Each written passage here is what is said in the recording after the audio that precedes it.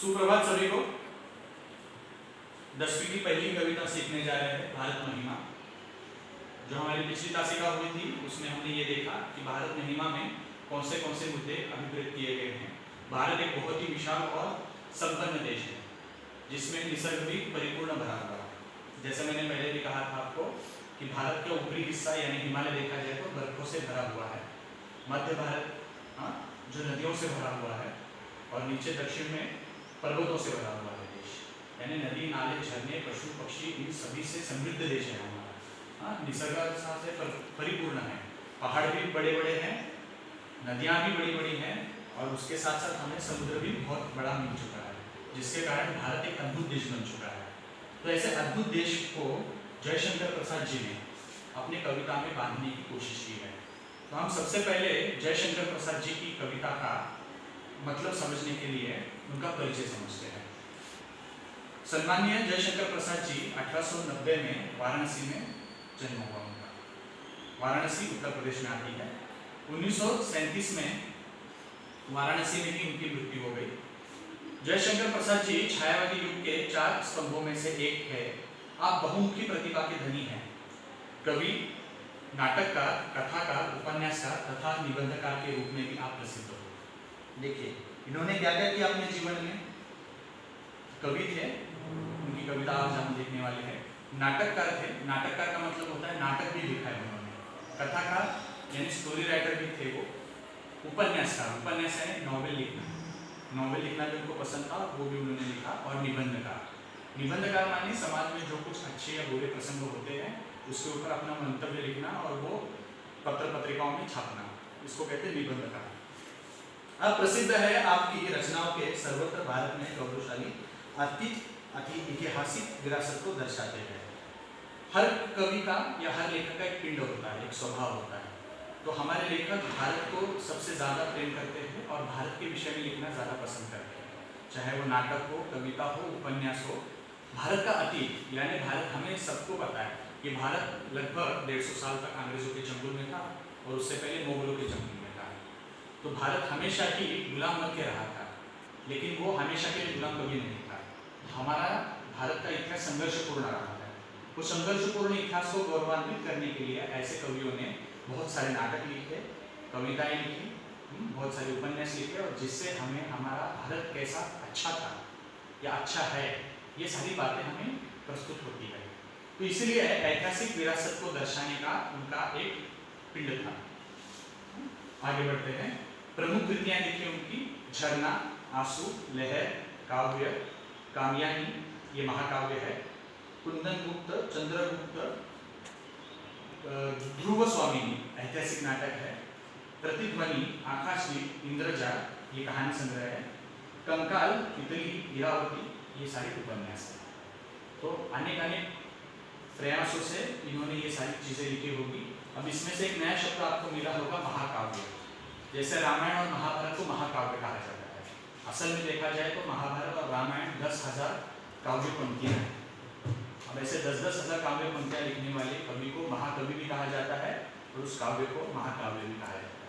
क्योंकि हम जब कविता पढ़ते हैं तो वो 10 से 15 पंक्तियों की ही होती है, लेकिन 10,000 15,000 पंक्तियाँ लिखने वाले कवि को हम महाकवि कहते हैं और उस कविता प्रकार को महाकाव्य कहते हैं। तो यहाँ तक था जयशंकर प्रसाद जी का परिचय। इसमें कुछ शंका है तो आप पूछ सकते हो, वरना हम आगे बढ़ते हैं। प्रस्तुत कविता में, हाँ बोलिए, हेलो। प्रस्तुत कविता में कवि ने अपने देश के गौरवी अतीत का, देखो अतीत एक शब्द आ रहा है आपके लिए,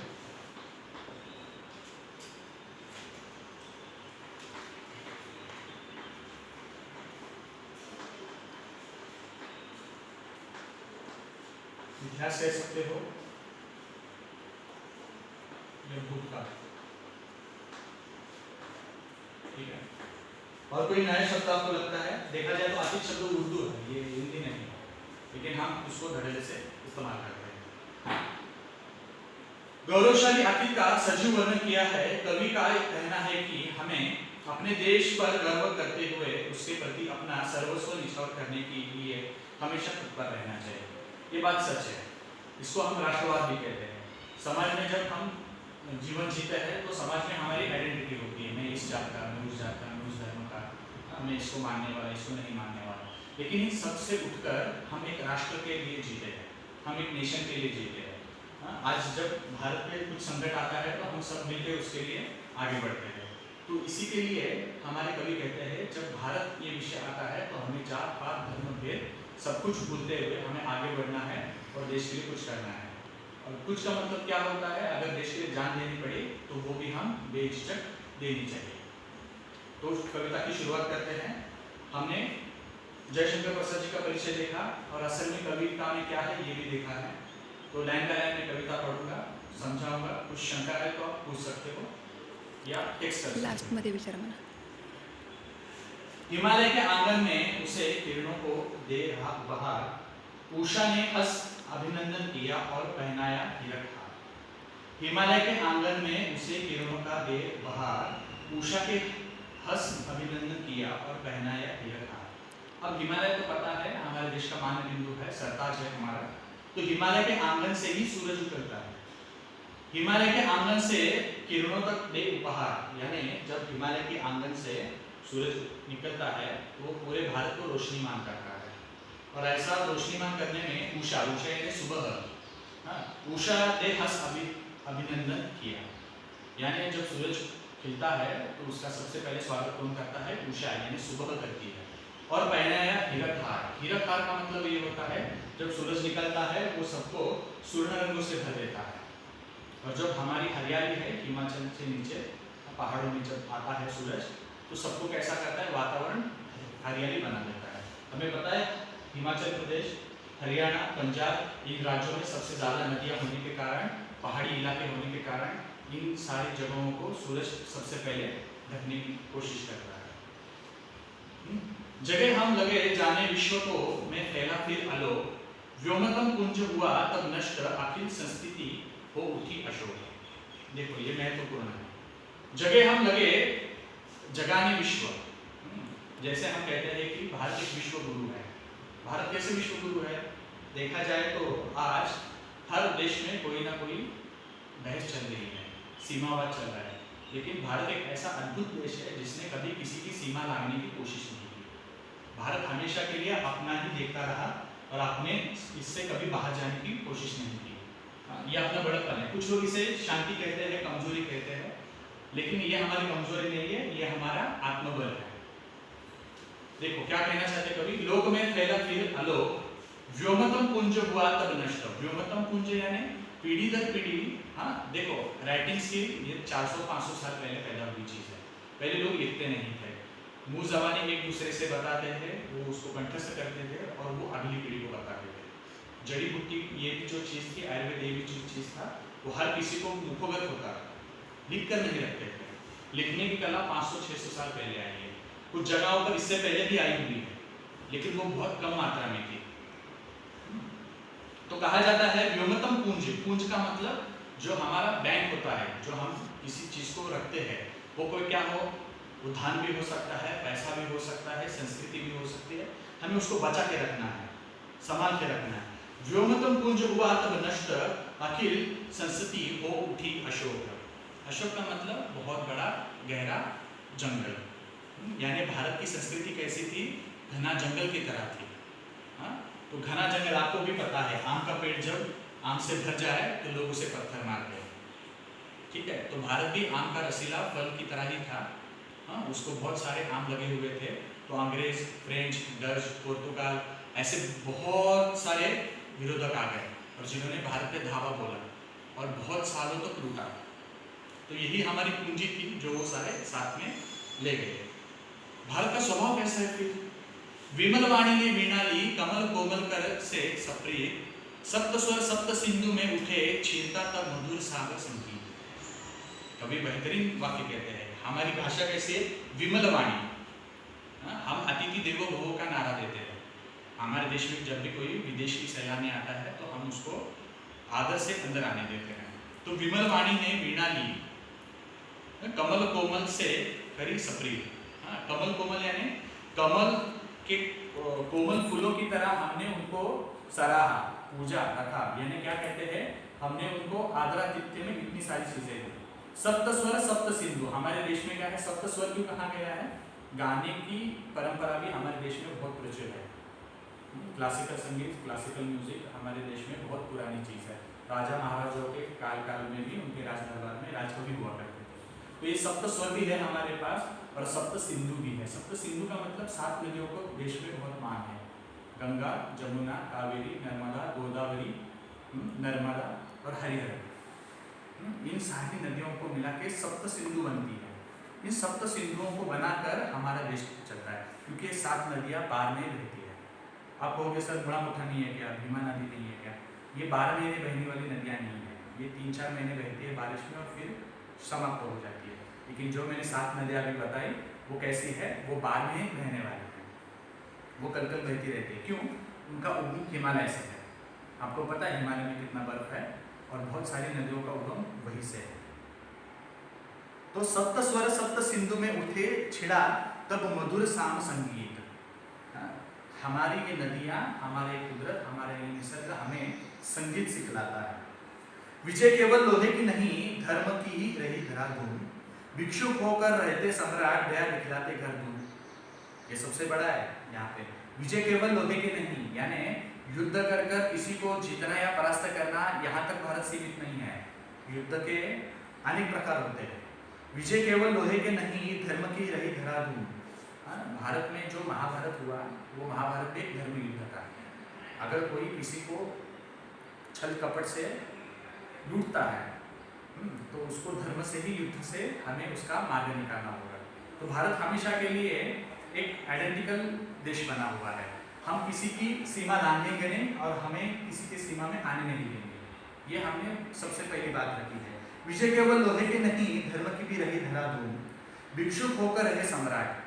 आपको पता है सम्राट अशोक हो या गौतम बुद्ध हो, ये दोनों भी एक राजपुत्र थे और राजा थे। इन दोनों ने बहुत बड़े बड़े युद्ध किए, लेकिन उनको ये पता चला कि युद्ध से बस लोगों की मौत होगी, दुख पीड़ा और बेचैन होंगे लोग, इससे ज़्यादा कुछ नहीं होगा। इससे अच्छा है कि लोगों में प्यार बांटे, शांतता बांटे और जिससे ये हम मोक्ष के प्रति आगे बढ़े। तो गौतम बुद्ध हो या सम्राट अशोक हो, इन्होंने जीवन के आखिरी में बौद्ध धर्म स्वीकार कर दोनों ने ही अपने अपने जीवन में आगे बढ़ने की कोशिश की। तो गौतम बुद्ध ये भी आज दुनिया भर में फैले हुए भारत की ही देन है। गौतम बुद्ध का जन्म नेपाल में हुआ, लेकिन उनकी कर्मभूमि बिहार थी जो भारत में थी। उन्होंने पूरी दुनिया को शांतता का पाठ पढ़ाया। रही सम्राट अशोक की बात, उसको चक्रवर्ती सम्राट कहा जाता है। सम्राट अशोक चक्रवर्ती सम्राट मानी हिमालय से लेके नीचे कन्याकुमारी तक और यहाँ गुजरात से लेके वहाँ पे आसाम तक सभी पूरे भारत के राजा माने जाते थे। उनको चक्रवर्ती सम्राट कहा जाता है। और आपको पता होगा म्यांमार जैसा ब्रह्मदेश छोटा सा देश, वहाँ तक भी भारत फैला हुआ था।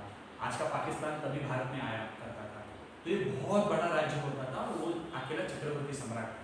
लेकिन पूरे भारत पर विजय पाने के बाद उसको एक ही बात पता चली कि हमने हिंसा बहुत की, लोगों को मारा बहुत, और जिससे लोगों के घर में आज दुख है। हर किसी के घर में किसी न किसी की मौत हुई है, कोई खुश नहीं है। तो ऐसी जीत किस काम की जिससे खुशी ना मिले। और उसने अपने जीवन के आखिरी दौर में अपने दोनों बेटा और बेटी को दोनों को कहा कि तुम इस राजपाट को छोड़ दो और धर्म की ओर चलो, और उन्होंने शांति का पाठ पढ़ाया। ऐसा नहीं है कि भारत किसी से युद्ध में डरता है, भारत युद्ध कर सकता है, लेकिन युद्ध का जो परिणाम होता है वो दोनों के लिए दुख भरा होता है। इसलिए भारत युद्ध नहीं चाहता। हमेशा ऐसा माना जाता है हमें युद्ध नहीं, हमें बुद्ध चाहिए। इस स्लोगन भी बहुत बार सुना होगा आपने। तो भिक्षुक होकर रहे सम्राट, सम्राट है लेकिन भिक्षुक बन के रहे, एक याचक, एक भिखारी, एक योगी बन के रहे। दया दिखलाते घर घर घूम, दया दिखलाते घर घर घूम। जैसे मैंने सम्राट अशोक का कहा आपको, सम्राट अशोक की बेटी और बेटा राहुल ये दोनों श्रीलंका चले गए और वहाँ पे उन्होंने घर घर जाकर शांति का पाठ पढ़ाया। स्वयं गौतम बुद्ध ने भी यही बात की है कि लोगों के घर घर तक जा, भिक्षुक बन के रहो और कोई किसी का हिंसात्मक विचार ना करे। तो भिक्षुक होकर रहे सम्राट, दया दिखलाते घर घर घूम। गोरी को दिया दान का दान, छीन को मिली धर्म की दृष्टि, मिला था स्वर्ण भूमि को रत्न, शिव ही सिंहन को भी सृष्टि। देखो ये लगभग कविता मेरे ख्याल से 80 साल पुरानी है, लेकिन ये शब्द आज भी सटीक बैठते हैं। देखिए, गोरी को दिया, गोरी माने मोहम्मद गोरी, आपने उसके बारे में सुना होगा। मोहम्मद गोरी ने गुजरात के सोमनाथ मंदिर को लगभग 16 बार लूटा। जब वो लूट लेके बाहर जा रहा था, हमने उसे रोका। हमने माने उस जमाने के सम्राट ने रोका और कहा ये आपकी आखिरी लूट है, इसके बाद आप नहीं आओगे। तो देखो हमारे में कितना दया भाव था। हमने उनको 16 बार युद्ध में हराया, लूट वापस ली और उसको वापस जाने दिया। वो दूसरी तीसरी बार करते करते 16 बार आ गए। 17वीं बार ऐसा हुआ कि वो बड़ी सेना लेके आया और हम उनसे परास्त हो गए। अब तो होना ऐसे चाहिए था कि 16 बार मोहम्मद गोरी को हमने छोड़ा, तो 17वीं बार अगर हम हारते हैं तो हमें छोड़ना चाहिए था। हाँ, लेकिन वो भारत कहाँ था, उनमें दया भाव कहाँ था। 17वीं बार जब मोहम्मद गोरी आया बड़ी सेना लेके, तो हमारे सम्राट को मार दिया और हमारे सम्राट से सारा सोना लूट लिया, सोमनाथ मंदिर को जला दिया और ये सारा सामान लेके वो चला गया। तो देखो, गोरी को दिया दान का, दया का दान, चीन को मिली धर्म की दृष्टि। अब देखा जाए तो चीन में बुद्धिस्ट है, बुद्ध धर्म माना जाता है। जैसे भारत में सबसे ज़्यादा हिंदू है। भारत कोई कम्युनल देश नहीं है, किसी देश को फॉलो नहीं करता, लेकिन भारत में संख्या हिंदुओं की ज़्यादा है। वैसे चाइना में देखा जाए तो बुद्ध लोगों की संख्या ज़्यादा है, बुद्धिस्ट लोग ज़्यादा है। लेकिन ये बुद्धिस्ट लोग ज़्यादा बने कैसे? हाँ, भारत में जो बुद्ध की कर्मभूमि मानी जाती है, यहाँ से वो लोग यहाँ तक ज्ञान लेके गए। आज चीन जैसे बड़े और महान देश को भी हमारी से सीख लेनी पड़ती है, लेकिन उन्होंने एक सीख ली बुद्ध धर्म की, लेकिन उसका अनुकरण नहीं किया, क्योंकि बुद्ध कभी युद्ध नहीं चाहते। चीन को मिली धर्म की दृष्टि, मिला था स्वर्ण भूमि को रत्न। और स्वर्ण भूमि किसे कहा जाता है? हिमालय के नीचे जो आता हुआ सब है उसे स्वर्ण भूमि कहा जाता है। मिला था स्वर्ण भूमि को रत्न, स्वर्ण भूमि भारत को मिला हुआ रत्न। शिव सिंहनी को भी सृष्टि। सिंहली ये भाषा श्रीलंकन होती है, जैसे महाराष्ट्र की मराठी होती है, तमिलनाडु की तमिल होती है, उसी प्रकार से सिंहली ये क्या कहते हैं, श्रीलंका की भाषा है। शिव की सिंहनी को भी सृष्टि। देखा जाए तो आज तक हमारे और श्रीलंका के में मतभेद नहीं है, क्योंकि हम श्रीलंका और हमारा देश बहुत ही अच्छे दोस्त की तरह रहते हैं। आगे बढ़ते हैं। किसी का हमने छीना नहीं, प्रकृति का रहा पाला यही।